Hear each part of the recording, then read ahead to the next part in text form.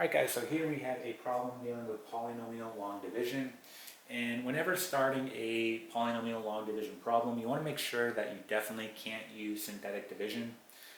Synthetic division is obviously much easier, so if you can use it, alright, you definitely want to use it. However, we can see here that, well, our divisor, which is right here, is not a binomial and it is not linear.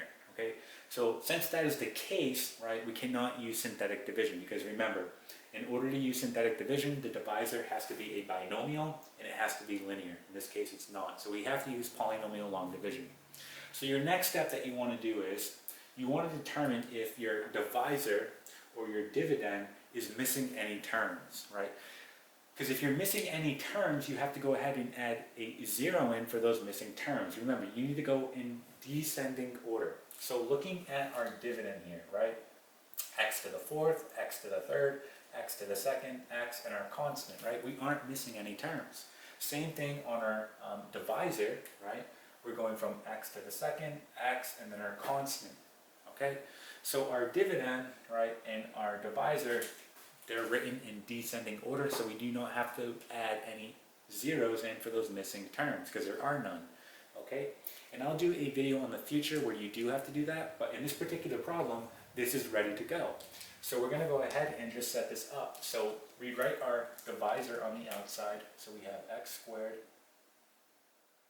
minus x. So whenever we're doing these long division problems, right, or dividing polynomials, we want to try to cancel out this first term, right? That's the goal, and we just continue going downward doing that same process, okay? So in order to cancel out this first term, what do I need to multiply by? Well, I'm going to have to multiply by a 3x squared. And when I do that, I get 3x squared times an x squared. That gives me 3x to the fourth. Okay, but I also have to do it to my other terms here. So 3x squared times a negative x, I get negative 3x to the third. Okay, and then here I'm just going to get plus 15x squared. Okay, and at this point you want to go ahead, put parentheses around it, and then put your negative sign on the outside. That's important. And again, this negative sign will get distributed inside to each of your terms. So we can see here that a 3x to the fourth and a negative 3x to the fourth will simply cancel. And again, that's what we want. Okay, here this will become positive, so we'll be left with x to the third. Okay. And then here we get a negative 15x squared. So again, this will be plus 7x squared.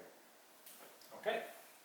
And now you want to go ahead and bring down your next term, which is going to be negative 5x.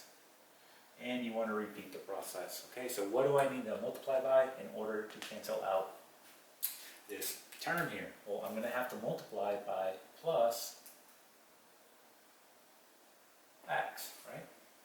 And when I do that, I'm going to get x times an x squared, I get x cubed, right? And then x times a negative x, I get negative x squared. And then x times 5, right, we get plus 5x. Okay, parentheses, negative sign on the outside. And so when we do this out, right, again, this will naturally cancel. That's what we want. This becomes positive, so we get 8x squared. And again, this will become negative, so we get negative 10x. Go ahead and bring down your last term here, so plus 29. And let's go ahead and do that process one more time.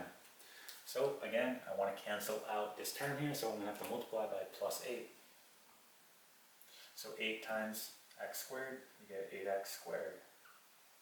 Right, 8 times a negative x, you get negative 8x. And then 8 times 5, we get plus 40, right? And again, parentheses, negative sign on the outside. Again, this will naturally cancel. This becomes positive, so now I have negative 2x, right? And again, this will become negative, so a positive 29 and a negative 40, we're going to get negative 11 here. And this is my remainder. Okay, so here is my quotient, here is my remainder, and we're going to go ahead and write the final answer now. So, in order to do that, we write our quotient, which is going to be 3x squared plus x plus 8. And then we go ahead and write our remainder, so plus, and we have minus 2x minus 11 all over our divisor, in this case x squared minus x plus 5. Okay? And this here is going to be your final answer. Alright, and that is it. So that's how you go about doing polynomial long division.